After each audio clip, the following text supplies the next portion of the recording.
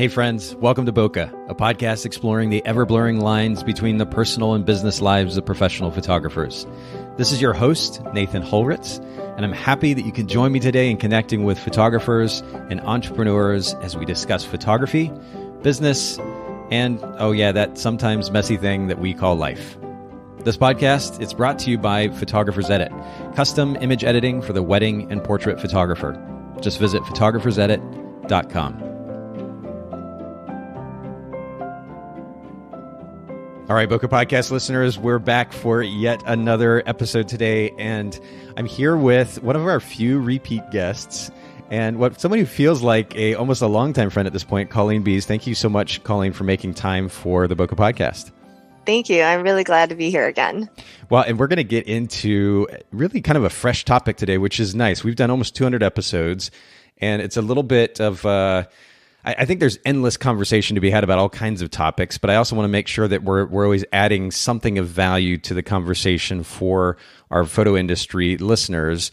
And so coming up with something that's unique, or at least has a unique spin, is one of my biggest challenges. And you're bringing something really interesting to the table today. So we're going to get to that in just a second.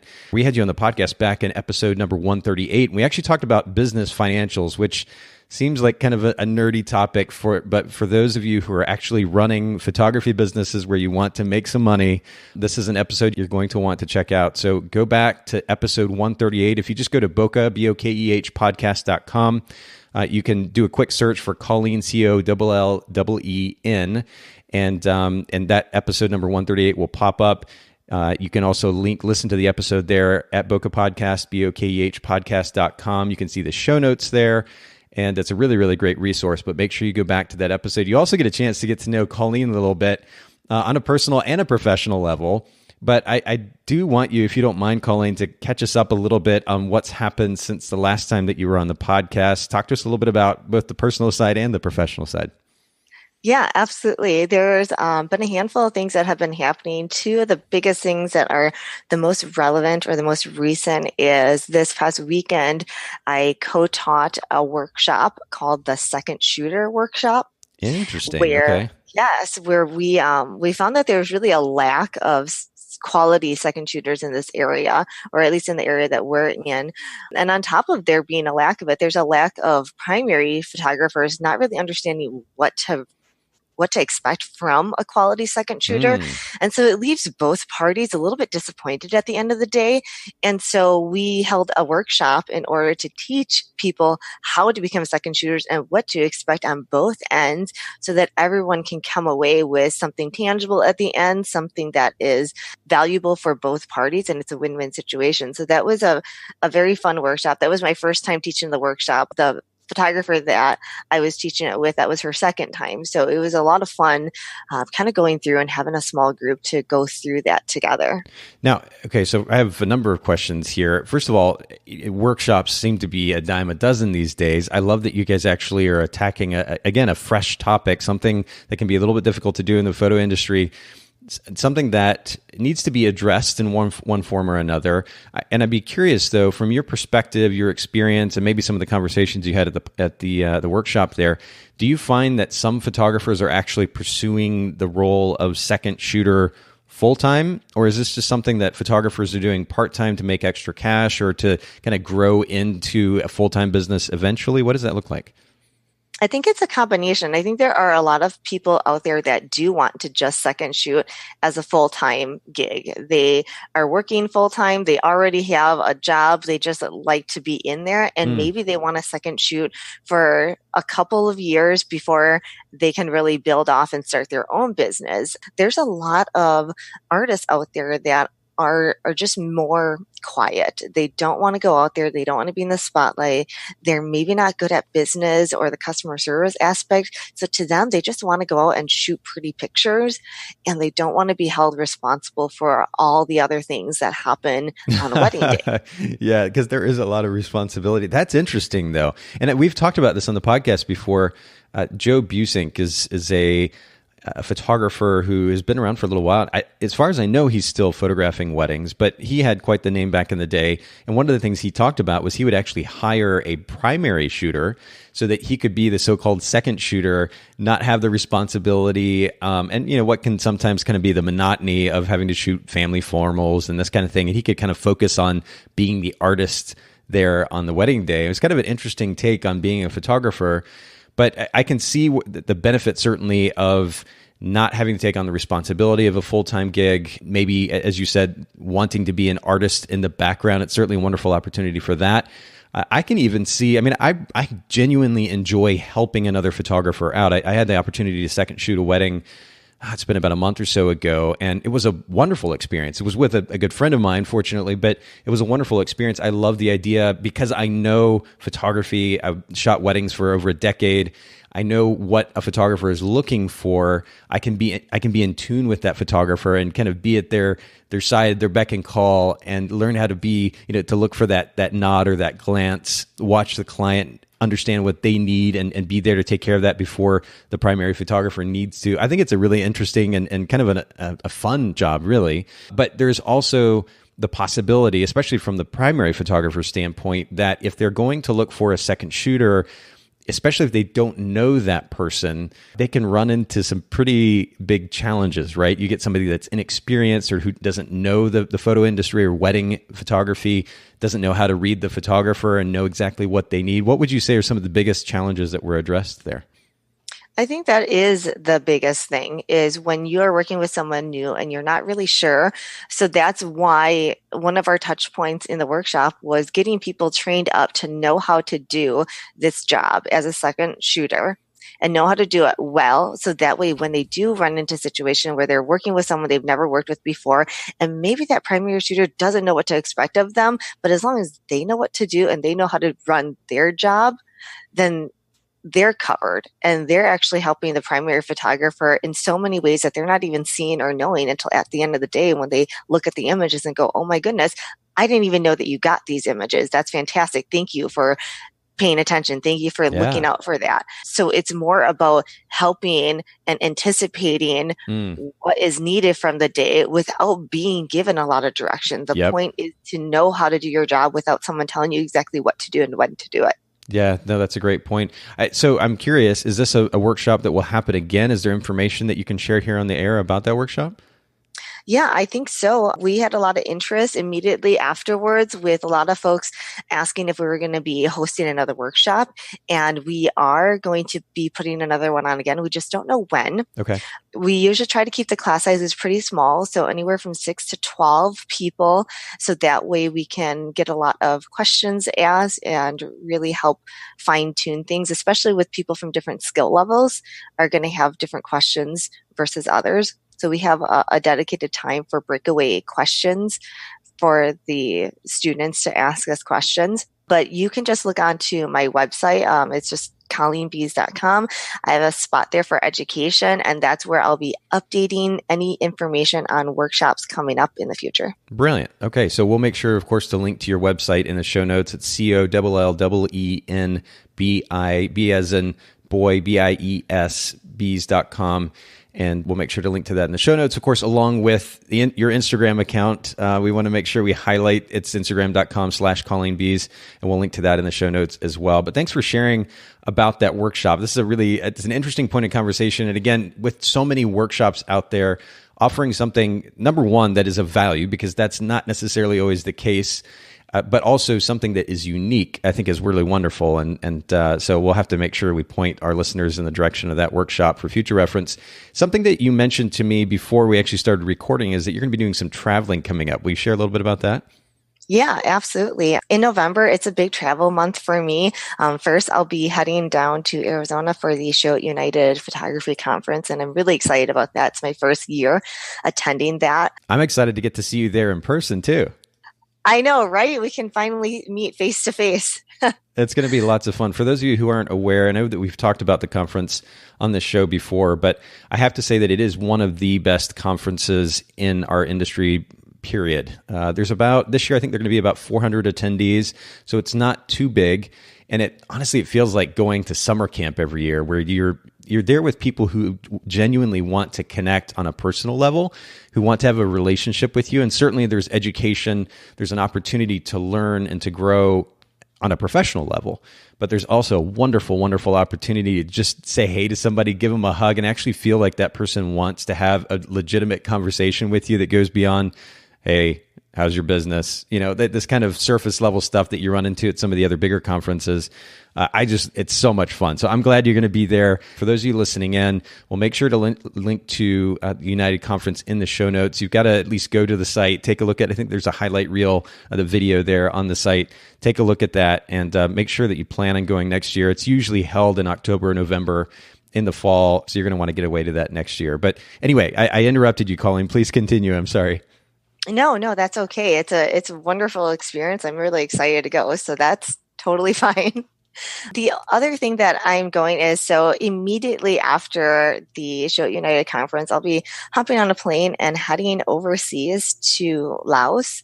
And that's, if you don't know where that is on a map, it's somewhere next to Vietnam. So it's right next to Vietnam, in between Vietnam and Thailand is where that country is. Okay. And I'm a co-leader of a Tuesdays Together group, which is part of the Rising Tide Society. Yeah. And a little while ago, I want to say like a year and a half ago, maybe longer, we had a summit where it was a free summit where everyone could donate and learn from educators. And the whole point was to fundraise money to help build a school for Pencils of Promise.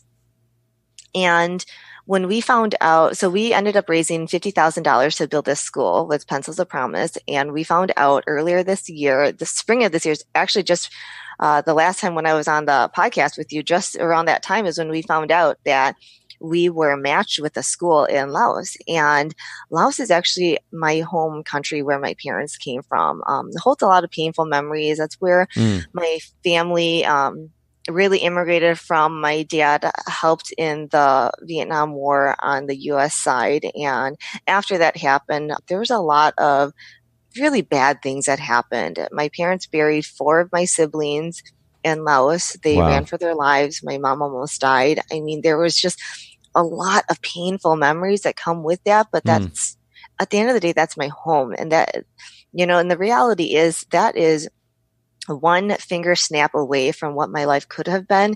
And I could have been that very person that would have been benefiting from this school being built in Laos.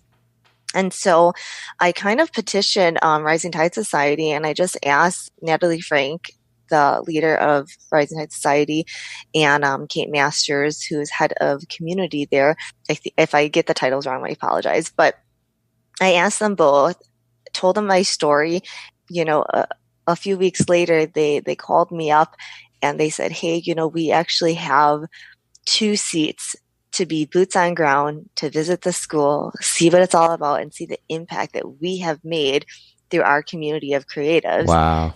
And we want you to take the seat and be our representative for Rising Tide Society. No way. That's so cool. Yes. So lots of tears, lots of crying. I can imagine. And it's actually taken me a really long time to talk about it without tearing up. So it's been really, really great. And so that's kind of, and the thing is, it's not a glamorous trip. It's not about being pretty and having the best scenery and having everything be gorgeous and wonderful.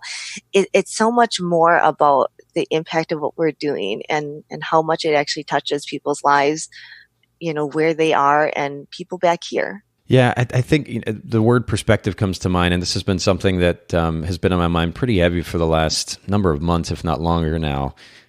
Just maintaining a certain level of perspective. When you think about, you talk about, first of all, the environment of war that your parents came out of, and the fact that they're having to deal. This is an environment that we are not in first world American culture in 2018. We're not familiar with it, right? It's something out of the movies, and that's about the extent that most of us know of that environment.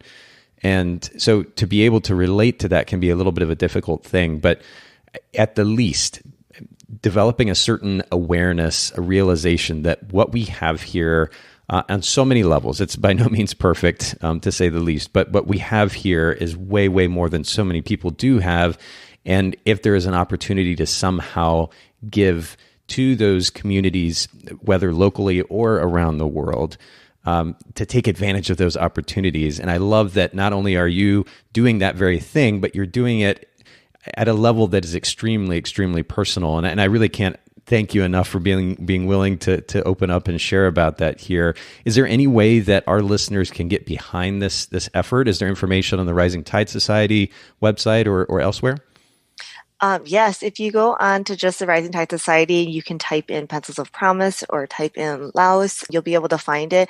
And also, if you just want to hear a little bit more, like a more expanded version of my story, kind of my history and how all that came about, why it's important, you can also read more on my blog. I have a blog post. You can type it in there. It's colleenbies.com/blog. And you'll be able to see it as one of my featured blogs, or you can just search for it too. Perfect. Using Laos or Pencils of Promise or whatnot. But it's definitely, it's a not too long of a read, but it's got a lot of vulnerabilities in there from my side and a lot of personal things that I haven't really shared before. So. Well, again, thank you for being willing to share that here. We'll make sure to link to both that information on the Rising Tide Society site as well as your blog post in the show notes. Again, for those of you listening in, if you're not taking advantage of all the resources that are at bokehpodcast.com, it's not just a podcast episode, which I hope is of some value to you, but the resources that go along with those episodes, the links, the pieces of information, the gear, the websites, et cetera, that we share on these episodes. Haley is linking to this information under each post or under each episode there at Bokeh, Bokeh podcast.com. So make sure you could take advantage of that. And we'll make sure to link to these sites that you just referenced, Colleen, in the show notes as well. Thank you again for sharing. And I'm really, really excited for the opportunity that you're going to have coming up here soon. Hey, Bokeh Podcast listeners, since recording this episode, Colleen has actually already traveled to Laos and created an amazing recap over on her blog that you have to check out. We'll make sure to link to it in the show notes so you can learn all about the efforts of Rising Tide Society, Pencils of Promise, and the school they built to impact the community in Laos.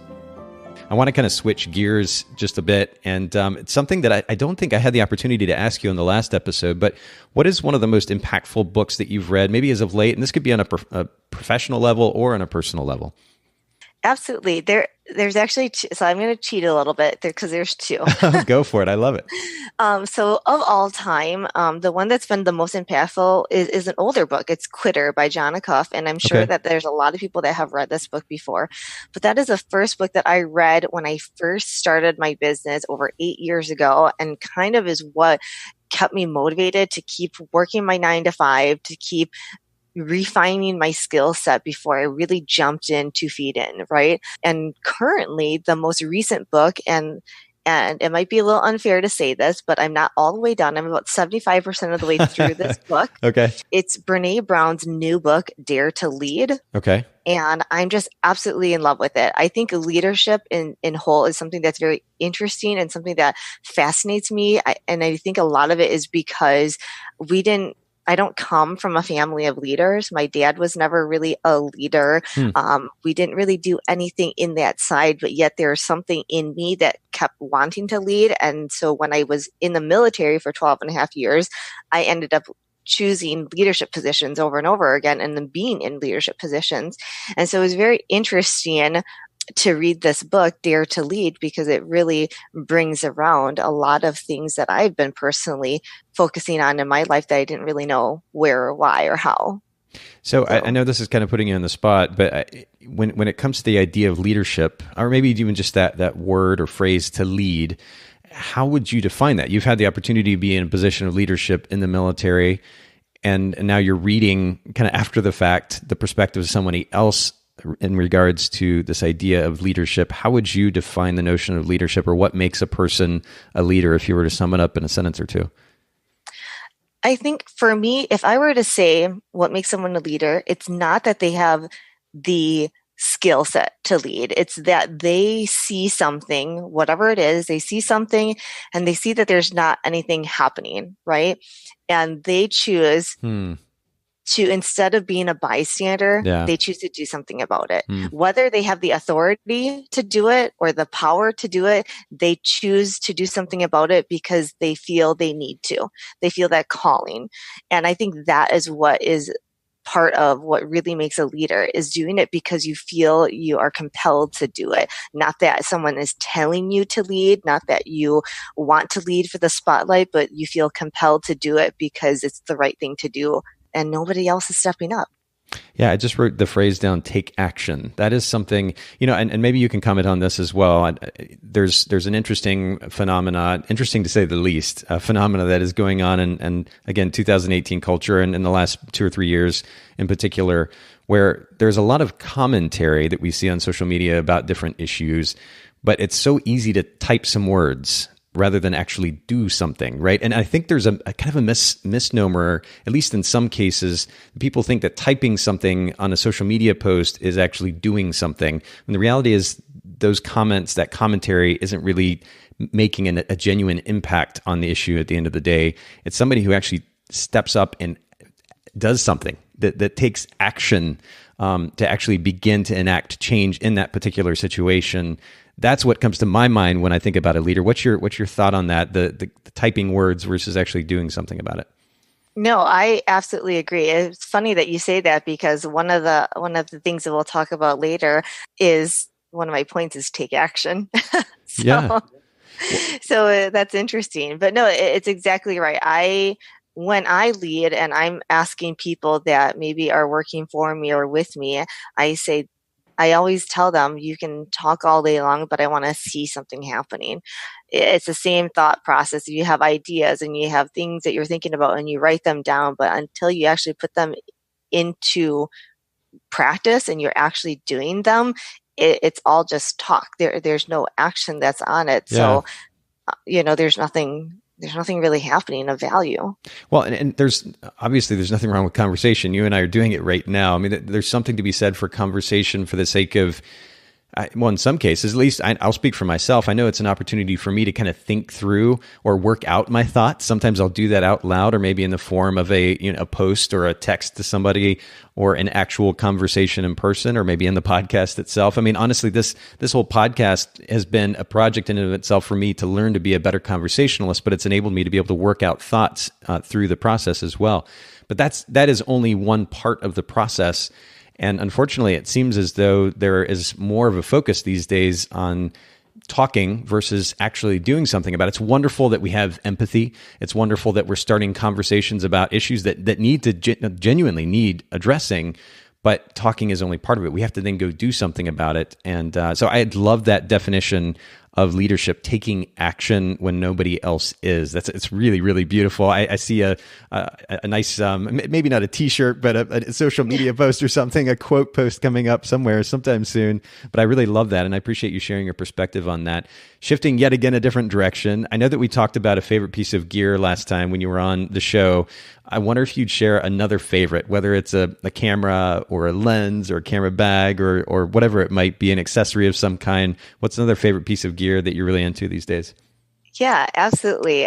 Most recently, so this year, I decided to do something a little bit different with my wedding photography, and I started doing a same-day edit where I would show a handful of images that I've taken throughout the day, edited them, and I share them with the client at the reception. And so with that, my favorite piece of gear has been my Camera Lyra backpack because it holds not only my gear, my backup gear that I need on the wedding day, but then it holds my laptop and my iPad.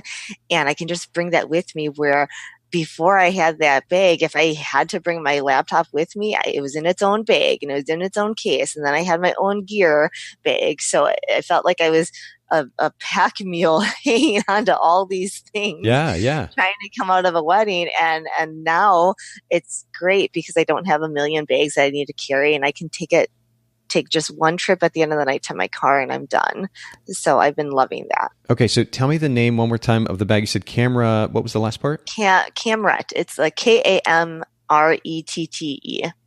A Camrette. Okay, all right. We're going to link to that in the show notes as well. I'm so curious now. I want to quickly look it up on my phone. Is it on Amazon or something, or maybe one of the? No, they don't sell it on Amazon, so you can just go right to their website. Okay, perfect. And I think it is just Camrette.com. Okay. All They right. don't have a lot of items. They really just have three things. They have the backpack, a handbag, and a camera strap. And the backpack comes in three different colors. Mine is the black one. I think I love it a lot because it's vegan leather, and my husband's a vegan. So, but it still holds up very, very well because, sometimes you wonder if some of those products hold up pretty well. But Yeah. this has Yeah. been an amazing backpack that's held up really well. They have amazing customer service as well. I had an issue with one of mine and I actually got it replaced and they were just fantastic about it. So I definitely highly recommend it for the quality and everything. It's a very sleek, modern looking bag because I know sometimes one of my biggest issues was I don't want to look like I'm Asian for anyone that is curious, but I don't want to look like that Asian with a camera that looks like the tourist all the time. Okay.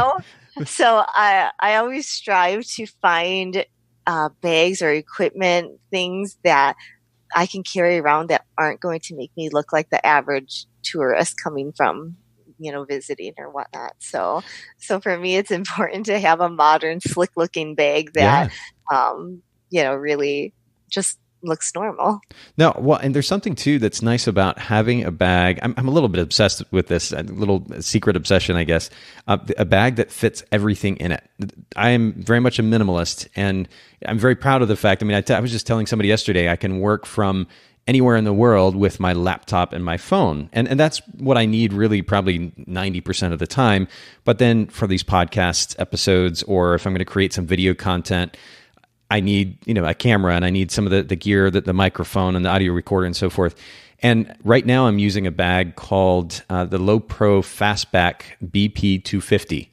And more specifically, the AW2. It's a very long name, but they call it a travel ready backpack for DSLR and 15-inch laptop and tablet. I'm looking at the listing on Amazon right now.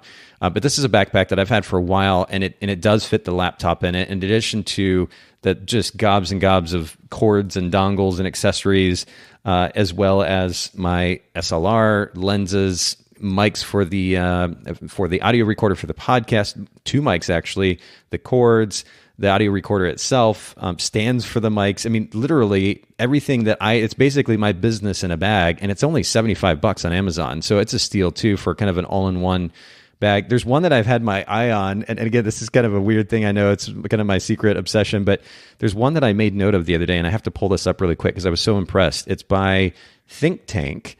And actually, it's called SKB cases. It's an iSeries 3i 2011-7. I'm just listing this out loud in case those of you are curious. We'll link to this in the show notes as well. But it has a Think Tank photo divider in it. So it's basically like what are those cases that they used to do the commercials of where like trucks are running over the top of them? Pelican cases. Yes. So it's like a Pelican case outside or shell. It's got wheels on it with a handle so you can wheel it through the airport. It's small enough, from what I understand, to be able to actually stick in the overhead compartment, but then it's got the dividers and sections for putting your camera gear in there, and I think you can even fit your laptop in you might be able to fit the laptop in the upper compartment, the case, or the lid rather, that you close down. So it seems like an even better, maybe all-in-one solution. I may have to get at some point. It's $230, so it's a little bit more. But there's something about being able to just carry everything that you need for your business with you without having to take up so much space that I just love. So I appreciate you sharing that bag, and we'll make sure, like I said, to link to that in the show notes as well. And thanks for sharing that. Now, we're going to, I mentioned at the very beginning of the podcast, it's tough to find topics that are especially unique when we've done so many episodes. And of course, we have so many more coming up. But I love that we're going to get into something today that is really different as a whole than anything that we've covered on the podcast as of yet. There's a phrase that I'm going to go ahead and throw out there that you brought up, which is an art director. The idea of a photographer being an art director, or maybe the other way around, an art director who happens to be a photographer is the way that you worded it. And I love this thought process. We're going to dig into this a little bit, but a reality that we face as wedding photographers, I've certainly been there. I'm sure many, if not most of our listeners have been there, is that we get to a wedding that is at a not so attractive venue, or a wedding day that is just absolutely chaotic. Maybe there is not a wedding coordinator there that's overseeing things, or there is one and they're just not managing it well. It's just not a dream scenario as a photographer. And it's easy to get caught up in that chaos and then feel like this just isn't the ideal scenario to get beautiful images. Have you particularly or personally experienced this, Colleen? What's that experience been like for you? Oh, this happens all the time. I feel like it's never ending, and sometimes you think, oh, I'm just starting into weddings. I'll eventually get the better weddings and I'll eventually get the better venues and I'll eventually get the better pictures because they'll be prettier when I get better and can have more of my ideal client. But the thing is, even if you find your ideal client, you can't always change the way things are. You can't always change the venue, but what you can do is control what you can control. So if the lighting is bad, go somewhere else, then relight the location. If the location is terrible, move or reframe your camera's perspective. Unattractive ballroom, change your angle, change your lens choice, use unique lighting, try to do things that you can control to control the situation that you can't control, if that makes any sense. It totally makes sense. And I have to interject here because this is a good life lesson and a reminder for me as well. It's something that I've also been reminded of in the last year or two, this idea of focusing on what we can control in the situation rather than getting carried away with those things that aren't necessarily in our control. It's all about perspective, right? In fact, I literally have a tattoo on my left arm here that is the Japanese word kakushin, or the word for belief. And it's interesting how literally everything that we do in a day is driven by a belief or series of beliefs, right? I sat down on this chair right now that I'm sitting in for this podcast interview, believing that it's going to hold me up. Fortunately, that belief was accurate. But beliefs carry over into literally everything that we do, including our perspective. We believe about a particular situation that it is, in this context of our conversation, too chaotic for us to get a different picture. That is the way that we are then going to function in that situation, and it will translate to certainly a reactive mentality versus a proactive one that you described, Colleen, where you're looking for the best opportunity to make something of the scenario. You instead believe that this particular situation is just too terrible to do anything about, and the pictures are going to be terrible, and that's that. It's all about the way that we frame our belief around that situation that can then translate to whether or not we manage that and ultimately get good pictures from it or don't. And so I love that you paint that picture of how perspective plays so significantly into whether or not you're able to make something of that scenario. Exactly. Yep. But I interrupted you. Please continue. No, that was about it. I mean, just ultimately, there's plenty that we can do and there's plenty we can control. And it's not to say that it only happens to newcomers. Veterans that I've seen photographing weddings for over 10 years, they fall into this trap too of feeling like they can't do anything. And we just have to step back and say, okay, what can we control? And then go forth and control what we can. It's true. Well, and again, it harkens back to our conversation earlier about the significance of taking action, right? And ultimately, it is easy to in this scenario, in this situation, to react negatively, complaining, whining about how terrible the situation is or was, rather than figuring out a way to make the best of it. And I know that you suggest a photographer should be an art director. So instead of just going in with the mentality that I am a photographer, or some photographers would say I'm an artist and I am there to capture or to create beautiful art from this wedding day, you're suggesting that they be an art director that happens to be a photographer. Can you define what you mean by an art director? Yeah, absolutely. So just for a little bit of background, for some time I worked in a creative agency for a little bit, a creative ad agency. And so I learned some pretty amazing things. And it was interesting when I learned about the role of an art director and realizing that I've been doing this in small scale photo production sets that I had been doing within my business. And I had actually been doing this art directing thing, not even knowing what it was actually called. But in general, an art director they're that person that sets the overall style and artistic vision for whatever project they're in charge of. So in an ad agency, they would be the person that sets the style and artistic vision for an ad, a commercial, a photo shoot, a video shoot, or whatnot. They are the person that chooses how to best represent that mission or that concept of the project visually. And they choose what to use, when to use it, what to take out, what completes the concept, what isn't needed, what is needed. And they also talk to the clients and get the vision and help bring it to life. And I see this as no different than what a good wedding photographer should really be doing with their couples.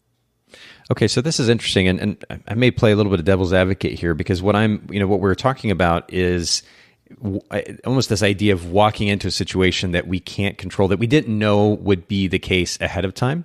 So and what you're suggesting in this definition of an art director is that somebody is setting the style and vision. So are you suggesting maybe that there needs to be some pretty extensive conversation with the client ahead of time, so that the photographer, and that's of course very proactive in nature, so that the photographer then doesn't walk into chaos later? Or are you suggesting that they walk into that chaos and they somehow are able to project that style and vision onto the chaotic situation? It's a combination of both. And that is part of some of the key elements that I have, as far as I have 4 main things that you should really be paying attention, or how to really act as that dual role of art director and photographer. Yeah, let's just dig into those then, because I'm curious of what this actually looks like on a very practical level, because this is probably a very relevant conversation to many, if not most, of our listeners who are event or wedding photographers, maybe even a portrait session for that matter too, because some portrait sessions can just get way out of hand depending on the subject or subjects. So yeah, let's dig into the kind of the 4 ideas, the key elements of an effective art director from your perspective. This idea again of being an art director who happens to be a photographer at an event, wedding, or maybe even a portrait session as well. Yeah, absolutely. Like I said, an art director, they're typically responsible for the overall vision, the concept, determining what kind of art to use, what kind of design. But I mean, obviously it's a wedding day, we're not looking at design, but overall look and style for what this event is. And they review everything. They talk to the clients. They get the artistic approach. So the 4 main things that I say are vital is preparing your client, mindfulness, resourcefulness, and then taking action. Okay, cool. So I'm taking notes here as you're talking. So let's just take them one by one. You said preparing the client, mindfulness, resourcefulness, and then taking action. Okay, let's go back to preparing the client. What does that look like? So preparing the client is talking to the client ahead of time about their artistic style and vision for the day. And this includes talking through timelines, because that's also part of what an art director does too, is talk through timelines and expectations. So you talk through the timelines, ensure that you are getting, or that they are getting the things that they want, and you are setting the stage for them. You almost are, and the thing is, it's not to say that you're going to backpedal all over it like a wedding planner or whatnot, because ideally a wedding planner might have a good idea of timelines and whatnot, but they're not responsible for the overall visual aesthetic of what is going to translate onto a photograph at the end of the day, right? So a lot of the times you have to take that authority to talk to the client and go through the timeline, figure out what's important to them, start thinking about how you're going to set the stage for these important moments, asking a lot of questions, knowing exactly where they're getting ready, preparing them ahead of time of expectations. If they know they're getting ready in the basement of a church and that basement of the church is not so pretty, make the suggestion, can you get ready at home? Can you get ready at your parents' house? Can you get ready at the hotel you're staying at tonight instead of at the church? And then we can just go to the church afterwards. They're just going to go along with whatever is normal until you, as a subject matter expert, you go and you ask them, can we do this? Or you make suggestions. Yeah, and I'm thinking too, as you're describing what it means to prepare the client. I mean, first of all, it's very proactive in nature, playing on these ideas that we were talking about earlier. So I love that. Managing expectations is so important on multiple levels if you're going to run an effective business. And that's particularly true, I think, even as you sell the service. I mean, if somebody comes to you looking for wedding photography, and again, I'm just going to use wedding photography for an example here. These concepts are likely applicable to pretty much any type of photography where you're going to be photographing a subject. But if you clearly communicate on your site that you not only offer the services, the skills as a photographer, but even let them know ahead of time that you're going to include as part of those services a consultation. You could get really creative with it, in fact, and begin to use a phrase like art director help them understand that when they come to you, that they're going to use your services not only as a photographer, but you're going to lend that expert perspective, as you talked about, Colleen, to their wedding day to help them create the most beautiful wedding day possible.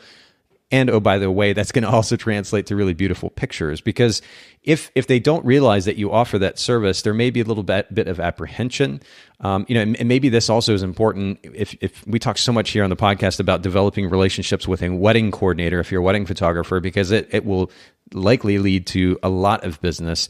It's a good thing if you have a relationship with a wedding coordinator that you work with actively, to also communicate heavily with that wedding coordinator, either to let them know that you're going to offer the service to these clients, or communicate those ideas to the wedding coordinator and collaborate with that wedding coordinator to guide the client. So that if you are photographing an environment, like you said, there's no telling how many churches that I've photographed in that just were not the prettiest things in the world.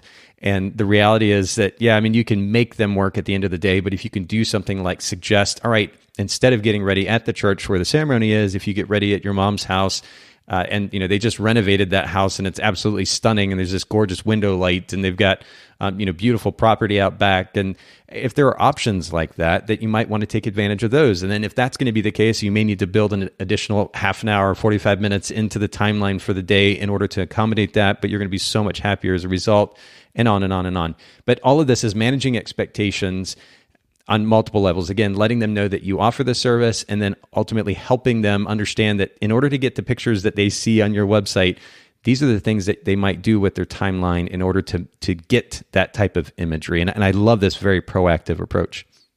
Yeah, absolutely. Yeah, not enough people do that is all.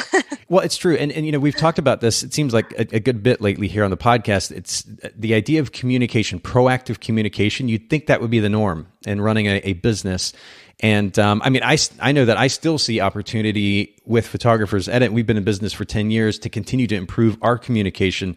We should always look for opportunity to effectively manage our clients' expectations or potential clients' expectations, and then communicate, maybe even over communicate a bit throughout that process of onboarding and then booking that client and then taking care of that client, providing the finished product to that client, and potential follow-up after the fact, even depending on the type of business that you're running, that could translate to other business down the road. But over communicate, manage their expectations effectively, do so proactively. And this is what we're talking about when it comes to preparing the client. So this is the first point, preparing the client. When we're talking about being an art director who happens to be a photographer, that's the first step. The second step you mentioned was mindfulness. Talk to me a little bit about what you mean by that. So mindfulness is just paying attention to who's around you, what's around you, being able to anticipate things. An art director really sets a stage for everything. They put everything into place to tell this story as visually appealing as possible that fits within the vision of the day.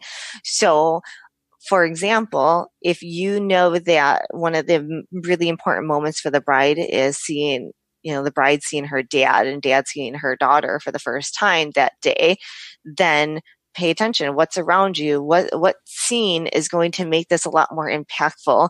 How can you make this emotion? For her, she might think that this is this grand vision in her head, that this is going to be very emotional, right? And so setting the stage, choosing a place, being mindful of where you are, maybe choosing a different location that's going to enhance that grandness that she had visioned inside of her head.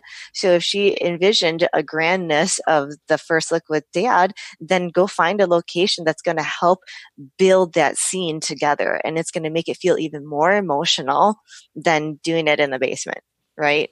Yeah. And part of, again, that mindfulness, that awareness was the word that I wrote down as you began to describe what that meant to you. You've had the conversation, the proactive conversation with the client for the sake of preparing them, but part of that conversation led to certain awareness of what they're looking for, right? So then that can translate, first of all, to the scouting that you do. I remember when I was shooting weddings, I would show up to a location and basically walk the property. And again, I was shooting a lot of weddings in the Chattanooga area that were at locations that weren't the most scenic in the world. So you're kind of looking for locations with the best background or the best light, and knowing those for quick reference later on, so that when you get to that portrait session, you can quickly move there, get the images that you need, and move on. So there's a certain amount of awareness that comes from the communication, again, ahead of time, but then that translates to scouting for the locations to match the communication, the conversations that were had about the vision that this client has, and that's really important. But mindfulness or awareness, this is a really good point as well. And then you mentioned resourcefulness. What does that look like? So resourcefulness is, for one, you don't always have to use everything in every situation so literally. There's a lot of things that are around you. Just the other weekend, for example, I was at a wedding and the bride's details, I was photographing them. I placed it on a chair next to a window and I realized that there's too much shadow on the other side. It was really falling dark. So instead of thinking, oh, I'll fix this in Photoshop later, I looked around the room, saw that they had catered in sandwiches and there were these cardboard boxes that were white that the sandwiches came in. So I just stacked them on top of each other for height and I made a makeshift reflector. Just simple things like that. Looking around you, you don't have to use everything so literally. Move things, change things. If you don't like it, change it. If you don't like the plastic bridal hanger and you didn't bring one of your own, look around the room. Is there a hotel hanger that would work better? Is there a pretty chair that you can lay it on? Or the bed, is that a prettier place where you can just lay it instead of hanging it somewhere? Thinking about things like that. If your prep space isn't pretty, take the detail somewhere where it does look pretty, or make something pretty. Use things that are around you, grab things that are around you. You don't have to use everything so literally. You can be creative and be resourceful with the things that are around you. Ugly green walls, for example. Like I've had neon green walls in a getting ready space. Okay, if you have absolutely nothing to hide that wall and you really have no other options at all, grab all the bridesmaids, make them line up and make them be your wall. Make them be your backdrop. So that way when you're shooting, you have something that isn't neon green, and choose a different focal length that will assist you with that too. So it's a combination of just being resourceful, of using the things around you and not taking everything so literally. Yeah, that's really good. And this is honestly, it's really good suggestion or advice for somebody like myself who honestly tends to be, as much as I am a wedding photographer. I've been a wedding photographer. I was for about 10 years. And you do learn to find kind of the best of the scenario in order to get a decent picture. It's easy to get stuck in a box and to think, I like the way that you described that, to think literally. And there's a book that this reminded me of when you were talking about this called Lateral Thinking, Creativity Step by Step. And it's a guy named Edward de Bono, who is the author.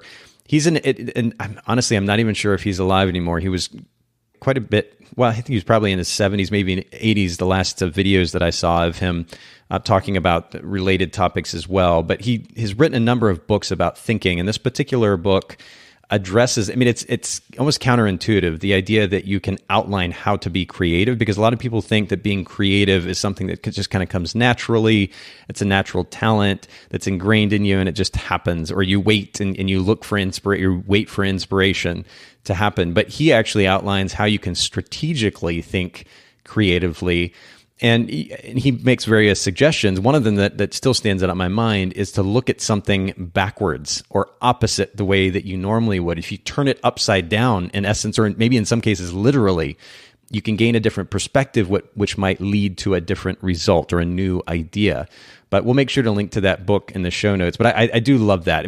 Again, you're going to be stuck in some situations that aren't the most aesthetically pleasing. And learning how to capitalize on a different focal length, whether that's macro or a really long zoom, to use a colored background that you might not think initially would look really beautiful, but again, with the right focal length, you could take advantage of that. Using lighting in order to kind of get rid of an ugly background. You talked about the shadows in the background earlier. In some cases, that might be detrimental. In some cases, it might be good because you might have a background that's really not attractive. And if you adjust the exposure for whatever it is that you're photographing, whether it's a detail or the subject, and it naturally drops the background off in the background so you can't see whatever that ugly background is, that's where you're, again, taking advantage of that situation and being resourceful. There's so many different ways that you can do that. I think one of the ways that you can, in addition to learning how to think creatively in a systematic way, as I was suggesting. Certainly looking at other photographers' work for reference. So you begin to develop this almost kind of subconscious library of reference images in your mind, of ideas that you can go back to if you run into a situation where you need something like that. But then a lot of practice. And a great way to practice this would even be to force yourself to do a shoot, maybe even at home or at a friend's home, where, again, you may not be faced with the most beautiful of backgrounds, something that you would naturally put in a portfolio, but learning how to look for something beautiful, or learning how to create something beautiful from a not so ideal scenario. Learning to be resourceful, it's so important, and I'm glad that you bring that up. Let's go to the last one, and that is the idea of taking action. So I'm curious what you mean by this. Is this kind of a throwback to our conversation earlier, people that kind of sit in that reactive mentality, just whining and complaining about a bad situation instead doing something about it? Absolutely. That's exactly what this is. You just need to take action. You're the subject matter expert on all things wedding when it comes to the wedding day. More than likely, you've done this more times than they've gotten married, right? I mean, I'd like to think so. Hopefully. So unless there's someone there that has also been to hundreds of weddings, that's it. That's you. So you are that person. You have to take charge. You have to tell people where to go, when to go, how to go. If you see things that are distracting, move it. And you see something that's not right, fix it. And the thing is, I think sometimes people get really overwhelmed. They get into a room and they see it's totally chaotic and it's a total mess. And they're like, I can't do this. Like, I don't know what to do. And they just feel stuck. And they're like, well, this is what I have to deal with. So be it. Well, the thing is, you don't have to do it alone at all. I've gone into a room this past weekend, and the guys getting ready room was a hot mess. Everything was all over the place. It wasn't that big of a room, and there was way more guys in there that really should have been in a room. So it was really cramped and crowded. And I literally stood up and I said, hey guys, did the teacher clap your hands and say, like, get their attention, and say, hey guys, I need your help. I need this area of the room cleared out right now. And this big, heavy couch that has a pull-out bed in it, I need this moved to the other side of the room. And they just looked at me and went, oh, okay. And they got to work. But I can picture this because it seems like, I mean, especially if you've already begun to develop a rapport with the people that are, especially the family members, and of course the wedding party, they're attending the wedding that day, or maybe, again, those who might be present at a photo shoot or otherwise. If from the very beginning, you're proactively developing a rapport with those in attendance, the idea of then asking them for some help with something is going to be so much easier. And I know a lot of photographers would say, well, I'm an introvert, and I just the idea of talking to somebody like that, I just can't imagine. But the reality is you're a photographer. A photographer requires engagement with other human beings. And so it would be helpful, first of all, to begin to understand the psychology that drives that so-called introverted tendency, or those tendencies, and begin to address those on your own personally. But then also just accept the fact that you're going to a wedding day, or you're going to an event, or you're going to a portrait session, you're going to be engaging with other human beings. Go ahead and just put yourself out there from the get-go. Be friendly. And that's all I'm talking about here, is just being friendly, being kind, engaging in conversation that goes beyond just the wedding day, asking them how they're doing. Did they travel from so-and-so? What's your day been like? What's your week been like?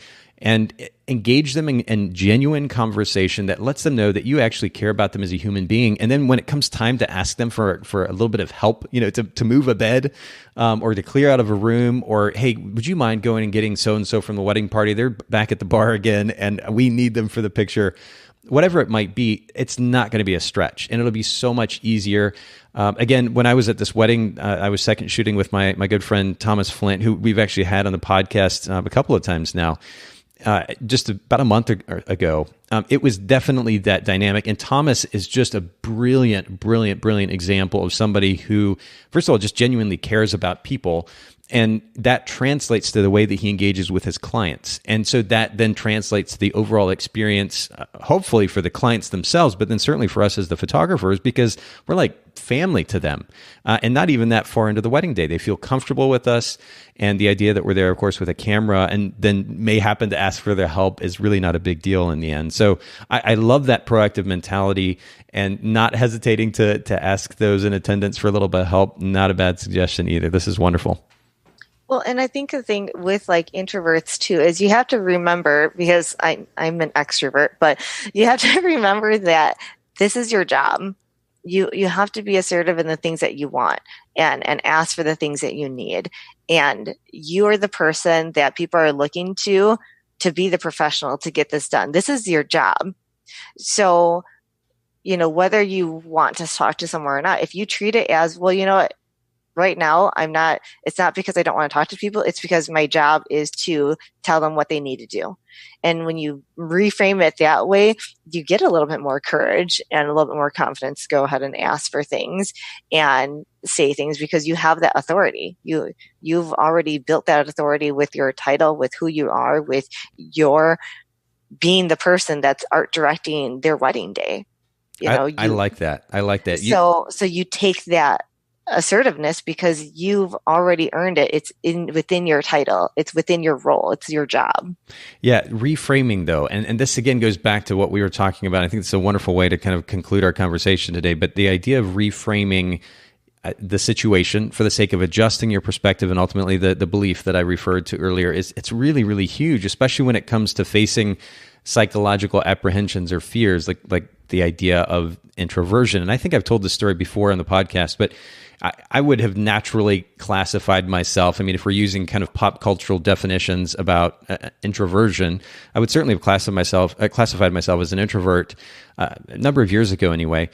I think the problem with those labels is it becomes very limiting because people will take on that label and just stop inside that box and get comfortable inside that box and then kind of take a reactive or a switch to a reactive mode or mentality about this idea that they're an introvert, and because they're an introvert, then X, fill in the blank. I'm not comfortable doing this, or I don't want to do that, and it's very, very limiting.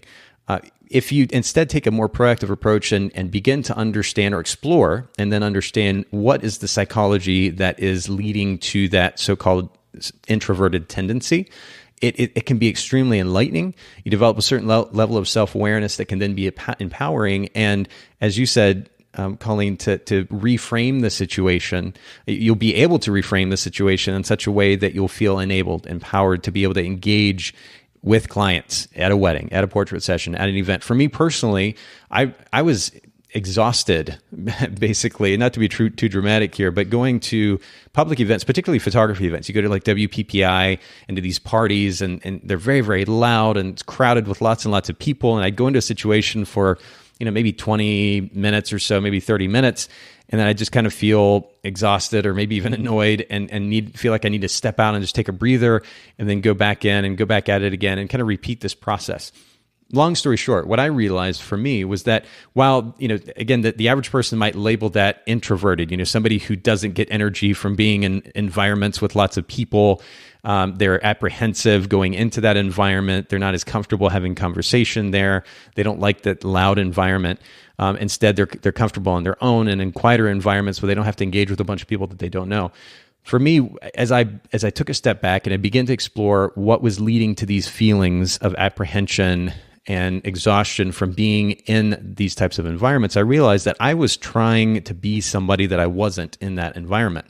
Now, what you may find as an individual photographer may be different, to be clear, but for me, the point very simply is that there was a psychology that was leading to that so-called introverted tendency, and for me, that was this effort at trying to be cool, for lack of a better description, to be a particular persona for the sake of being in the public eye. While I was there, I needed to behave in a particular way, and ultimately I was uncomfortable, but I was uncomfortable because I wasn't just being myself.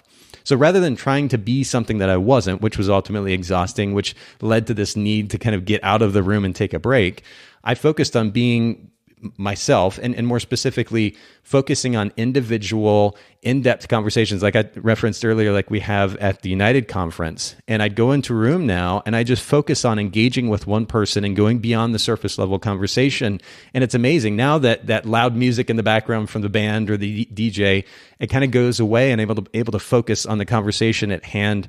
And it's extremely enjoyable. So it was an adjustment in mentality, and to play on this idea of reframing and being proactive, do take a look at what is driving the belief system, if you will, the psychology that is driving the mentality that may be keeping you back, maybe inhibiting you, limiting you as a business owner, and address that, develop a certain level of self-awareness, and it may just be the thing that you need to feel more empowered to engage in a scenario, particularly as Colleen is describing here, to take charge, to be proactive, and again, more specifically, preparing the client, developing a certain level of mindfulness, resourcefulness, and then ultimately taking action. And this is, I know I've probably talked too much today, Colleen, but you really make it easy for me. That's I really okay. appreciate the conversation and for inspiring thought and helping our listeners as well. Will you share again where listeners can find you online? Yeah, absolutely. My website is just www.colleenbies.com. And again, there's a blog that's on there where you can listen to more of my personal story and just what's going on a day-to-day, I guess. On Instagram is also Colleen Bies. I usually do a little bit more active on stories than I am on my feed, but ultimately it's a fun place to go too. But those are the spots. Perfect. We'll make sure to link to those in the show notes. This has been a wonderful conversation, Colleen. Thank you so much for sharing. And everyone, make sure that you go to bokehpodcast.com, check out those notes that Haley so wonderfully puts together for you. Lots of resources from today's conversation. Check that out at bokehpodcast.com. Have an absolutely wonderful day.